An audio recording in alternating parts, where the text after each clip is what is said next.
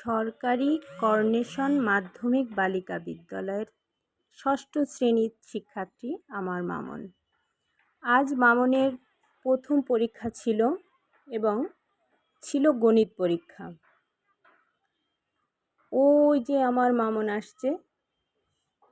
মামন এসে বলল, মা আমার পরীক্ষা খুব ভালো হয়েছে, আমি একটু ফুচকা খাবো। বাহিরে বেরিয়ে দেখি মামা ফুচকা বিক্রি করছে। মামাকে বললাম, মামা ভালো করে একটা ফুচকা বানিয়ে দিন।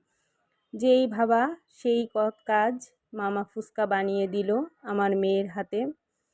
মেয়ে পেয়েই একদম গপ গপ করে খাওয়া শুরু করলো। তার খাওয়া দেখে মনে হচ্ছিল অসম্ভব পরিতৃপ্তি পাচ্ছে সে। মনে হচ্ছে সব থেকে শ্রেষ্ঠ খাবার সে এখন খাচ্ছে। বাহিরে প্রচণ্ড রোদ ছিল। আমি বলছিলাম, মামন তুমি তাড়াতাড়ি খাও। সে বলল, মা তুমিও একটা খাও। আমার মুখে একটা পুরে দিল। আমিও খেয়ে দেখলাম, আসলেই তো ফুচকাতে সেই স্বাদ, আহা খুব স্বাদ।